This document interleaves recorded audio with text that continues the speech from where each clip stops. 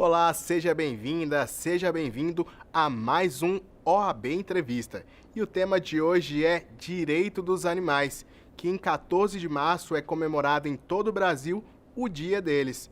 Esse dia foi criado justamente para lembrar dos cuidados e dos direitos dos animais. Mas aí, você sabe quais são esses direitos? Os animais possuem proteção ampla a nível internacional. A Declaração Universal dos Direitos dos Animais é de 1978 e consta com diversas garantias, como o direito à vida, ao respeito, à cura, à proteção do homem, além de proibir maus tratos e o abandono dos bichinhos. O animal em si, ele muda muito a vida de muita gente, pessoas em depressão, que às vezes pegam um cachorrinho e tem a alegria ali de um animal, o amor de um animal. É um amor muito sincero, é você passar o dia inteiro fora de casa e chegar em casa e ele tá ali te esperando, não importa se você saiu há 20 minutos ou se você saiu há 5 horas. Ele sempre vai estar te esperando com um sorriso, com uma lambida gostosa, quando a gente tá triste, tá para baixo. Eles estão sempre ali do lado também para levantar a gente. Mas esta não é a realidade brasileira.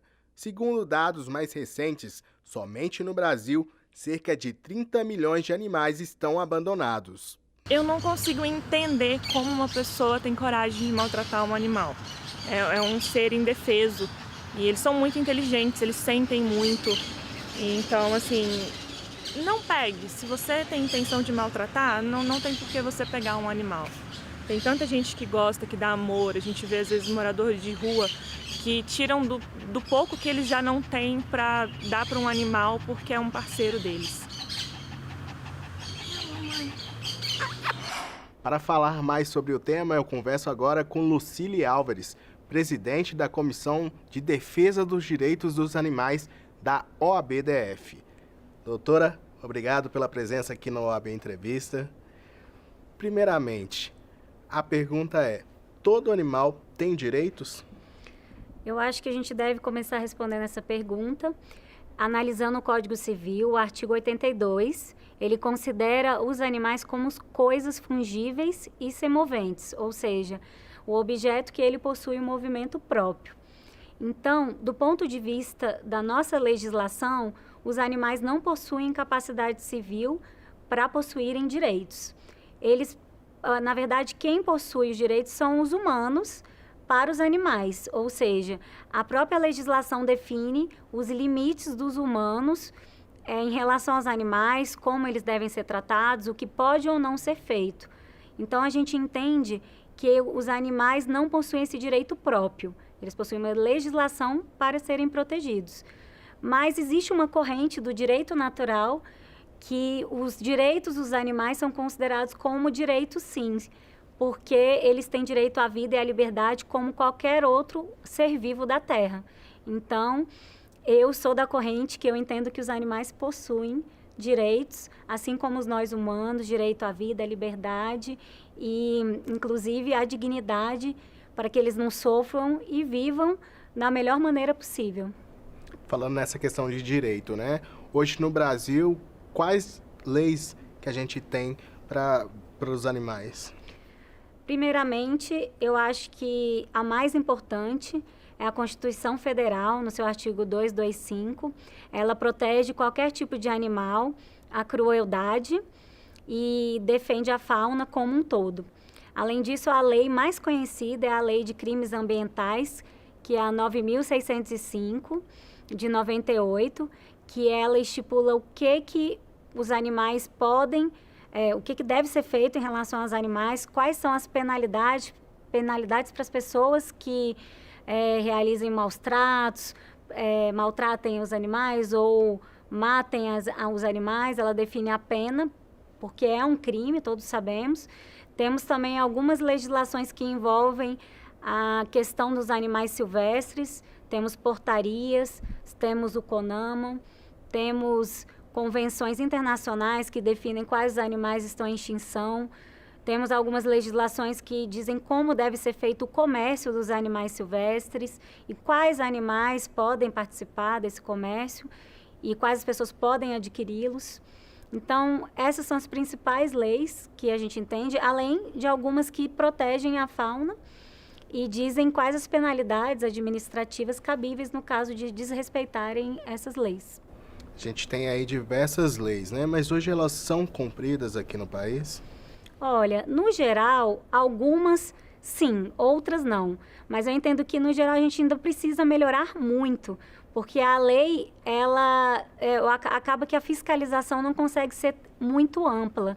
Então, as pessoas cometem ainda muitos maus tratos, existe ainda o comércio de animais silvestres, mas eu acredito que, com o passar do tempo, a gente tem evoluído de uma maneira muito boa. Eu consigo visualizar que o direito dos animais, de uma forma geral, ele tem conquistado um pouco do judiciário, agora ele está com uma força muito maior do que antigamente. No início do programa, a gente também citou a Declaração Universal dos Direitos dos Animais. Os brasileiros também têm que seguir ela? Essa declaração, ela tem uma importância a nível nacional e mundial. Muitos países assinaram essa declaração, inclusive o Brasil. Entretanto, ela não é seguida à risca. Eles utilizam ela apenas para avaliar e criar algumas leis com base no que está escrito. Ou seja, eles pegam determinados artigos e utilizam para com que a nossa legislação e até mesmo a jurisprudência, elas protejam os animais dessa forma. Mas ainda tem muitos artigos dessa declaração que eles não são utilizados pelo Brasil. Até porque ela proíbe determinadas coisas culturais e até mesmo no cotidiano de algumas empresas que o Brasil ainda não conseguiu chegar nesse patamar, certo? Mas a gente consegue ver que ela está integralizada nas nossas leis. Por exemplo, na Constituição Federal, no artigo 225, é proibida a crueldade contra os animais. E a Declaração Universal também fala a respeito disso. Outro ponto que a gente consegue enxergar é a questão dos maus tratos, que é proibida. A gente tem na Lei de Crimes Ambientais. Isso também está previsto na declaração. Outra questão que a gente pode dizer que integralizou a Declaração Universal é na questão das decisões do STF. Ele já proibiu a farra do boi, a briga do galo, a vaquejada, e com base nessa declaração, porque isso não tem nada expresso na nossa legislação. Então, a gente vê que ela foi bastante integralizada no Brasil. Então, eu acredito que a gente pode falar que ela é utilizada, sim, de uma forma geral. Ainda dá para perceber muito, infelizmente, cachorros vagando pelas ruas, gatos. A gente vê um número ainda alto de abandonos, né? Como que a gente pode reverter esse cenário, evitar esses abandonos de animais?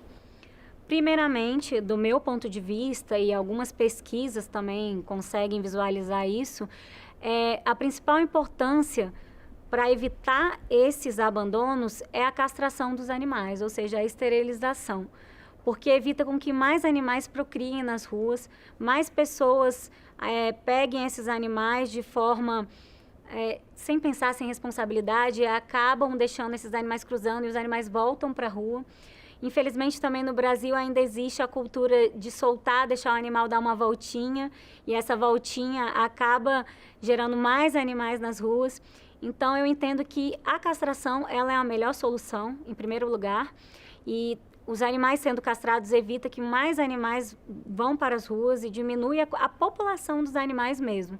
Então, a castração, eu acho que deveriam ter mais políticas públicas nessa questão. Já existe, principalmente aqui no DF, várias... vários programas de castração gratuitos, inclusive para as pessoas de baixa renda. Então, a gente já vê que a gente já conseguiu isso, né? Mas ainda precisa melhorar muito, porque essas vagas são poucas e não consegue, são muitos animais, a gente precisa controlar um grande número de animais, ainda é pequena. Outra questão que eu acho que é de devida importância é você passar para a população, conscientizar a responsabilidade de você ter um animal. Eu acho que o poder público devia fazer cartilhas, programas, mostrando o animal não é um objeto, ele não é um brinquedo, ele é um ser vivo, ele precisa de cuidados, ele ele gera gastos veterinários, ele fica doente como ser humano.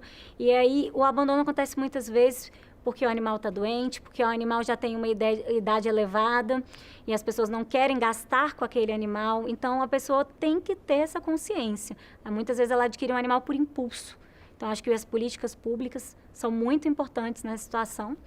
Mas o meu sonho, na verdade, que o Brasil tivesse, já existem projetos, é a microchipagem dos animais, que já acontece nos Estados Unidos, porque o animal que foi abandonado e possui esse microchip, o dono ele se responsabiliza pelos atos e, além disso, paga uma multa.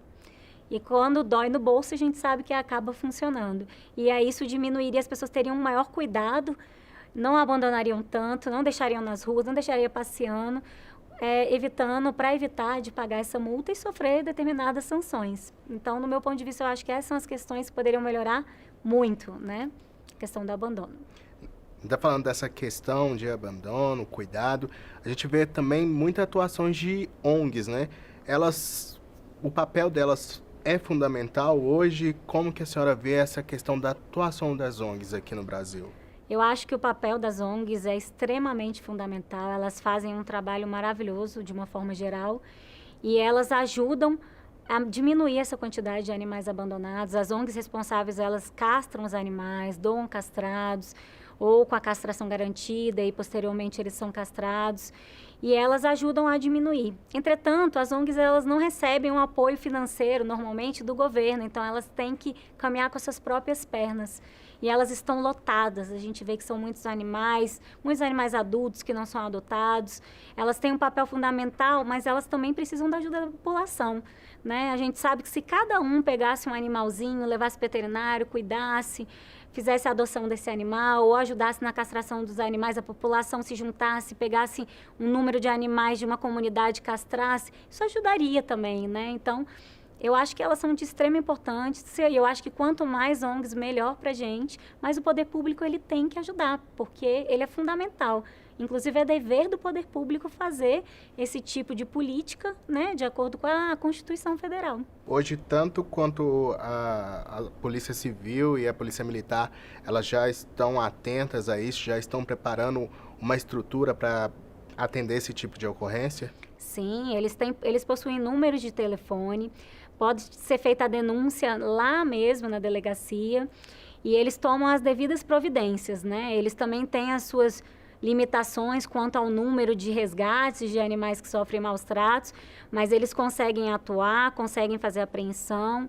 Muitas vezes eles encaminham para ONGs para que depois façam as adoções e eles têm fiscalizado principalmente por meio de denúncias, né? O vizinho denuncia que aquela pessoa está praticando maus tratos, ou uma pessoa vê, passa lá, escuta alguns barulhos e entende que aquilo ali pode ser considerado maus tratos. Então, eles estão super preparados, a denúncia é super fácil de fazer, eles têm número de WhatsApp, tem um 0800, então é bem tranquilo de realizar essas denúncias. Falando no direito, né? O que mais que a gente precisa avançar nessa área? Olha, do meu ponto de vista, eu acho que a gente precisa aumentar a pena para esse crime de maus tratos, para evitar que esses crimes não aconteçam. E precisamos criar também, eu acho que os animais precisam ter direitos mesmo expressos. Hoje em dia a gente visualiza muitos direitos, né, na própria jurisprudência, a questão, por exemplo, da guarda compartilhada do animal, da ajuda de custo quando o casal se separa e outras questões, né, relacionadas aos animais. Eu acho que a gente ainda tem muito que evoluir, principalmente na pena de maus tratos. Eu acho que é o mais importante, que é isso que vai diminuir o abandono, diminuir o que a gente vê de pessoas matando animais, pessoas deixando um animal sem comida, sem água, é o principal. E para a senhora, qual que é o trabalho das seccionais dentro desse tema? Como presidente, eu entendo que a gente precisa conscientizar a população de uma forma para que ela entenda a responsabilidade de possuir um animal. A gente precisa também informar os direitos, né, que a gente tem em relação a eles, como os animais devem ser tratados, qual a melhor maneira de você pegar um animal e não cometer nenhum crime de maus tratos. Além disso, a gente tenta fazer cartilhas, projetos para poder beneficiar os animais que estão nas ruas. Então, a comissão ela tem o dever tanto de informar, como também de participar de projetos de lei. Ela pode até mesmo criar, sugerir a criação de projetos de lei. Então, ela é de grande importância para a população como um todo, porque ela vai mostrar o que os animais estão precisando e os direitos que eles têm e o que a gente pode melhorar também nessa questão. Perfeito, doutora. Obrigado mais uma vez pela participação aqui no OAB Entrevista.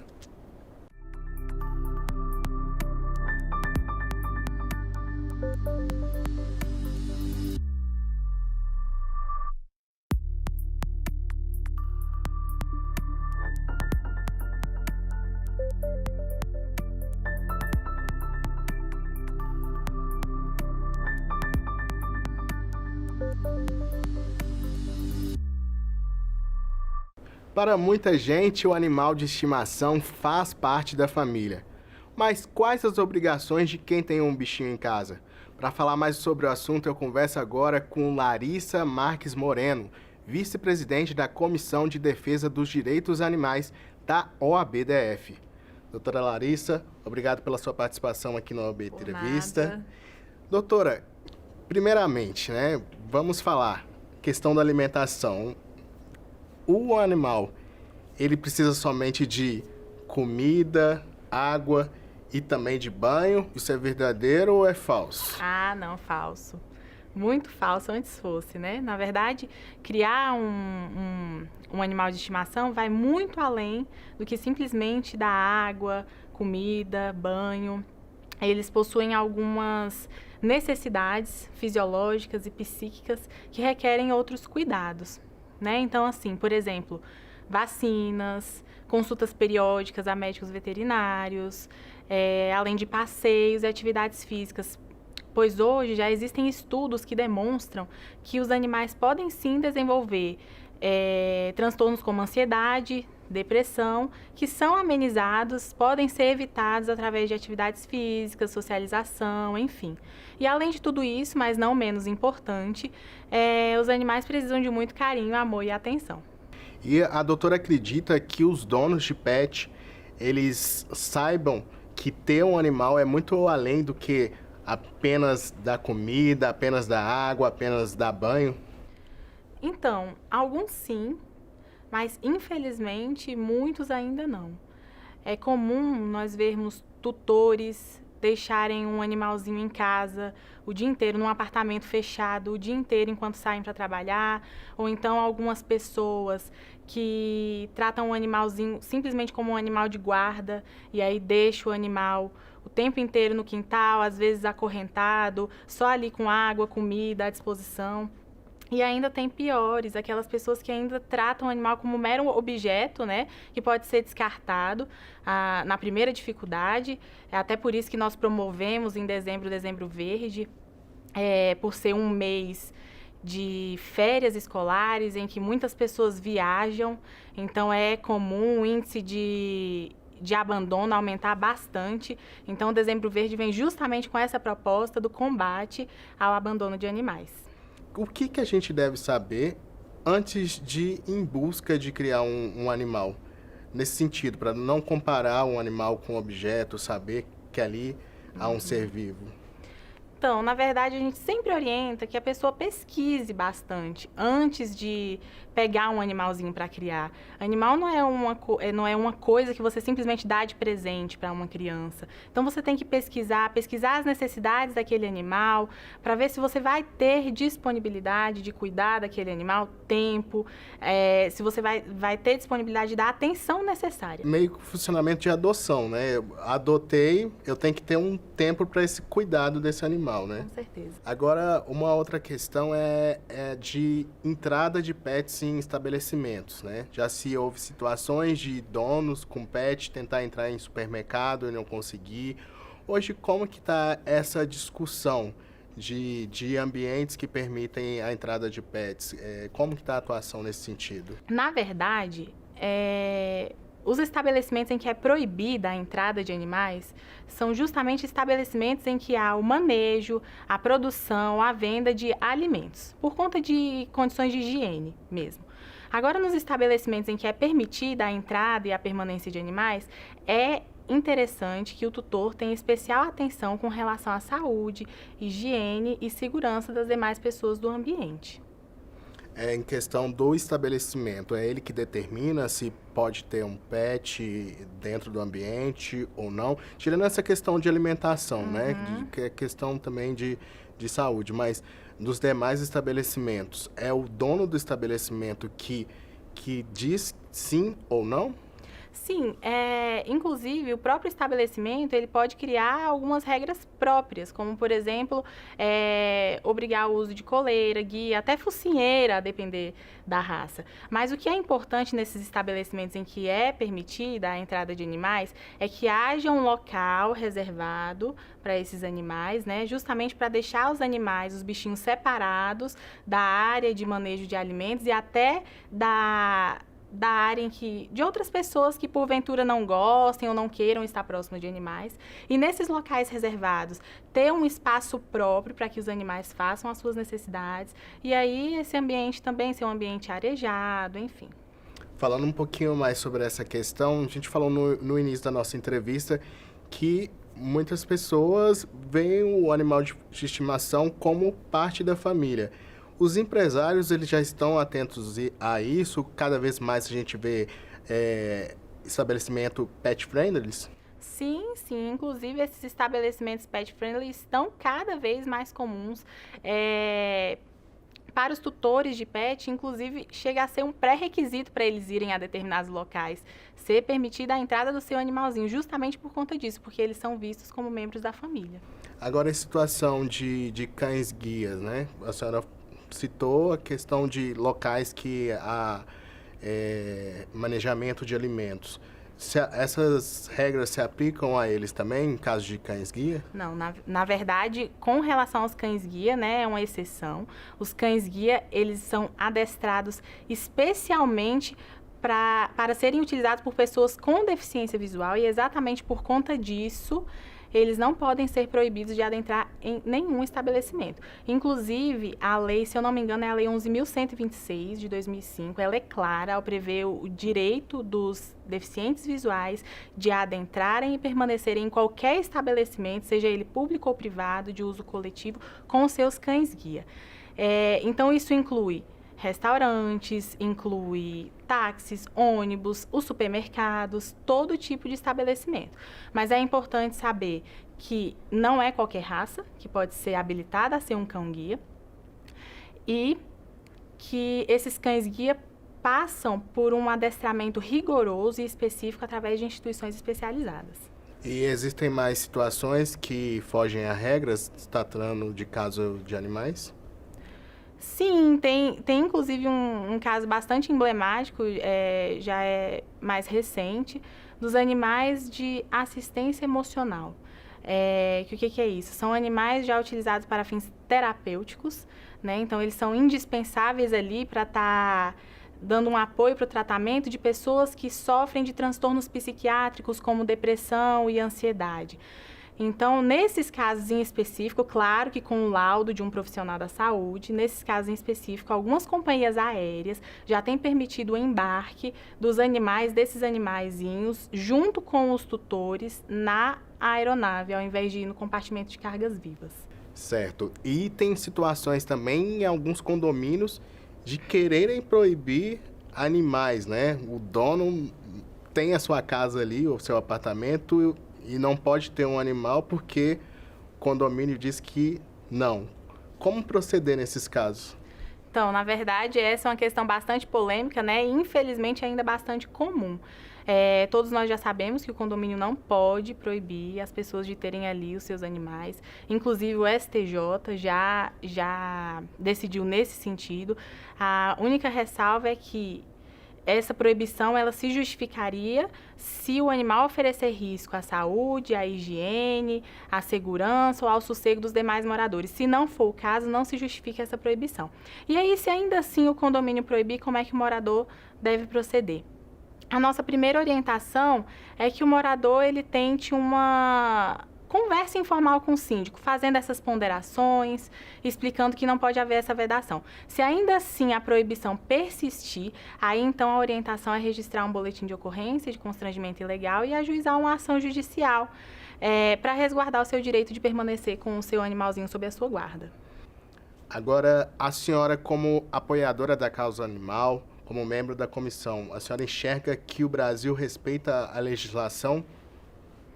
Então, eu sempre costumo falar que o direito dos animais no Brasil ainda está engatinhando, se comparada à legislação de outros países, como, por exemplo, a Alemanha, a Suíça, a Áustria. Mas eu não posso deixar de reconhecer os pequenos avanços. Eu sempre costumo dizer que toda grande revolução, toda grande mudança cultural decorre de pequenas vitórias no curso do caminho. Então, nós temos que valorizar esse processo, é tudo um processo.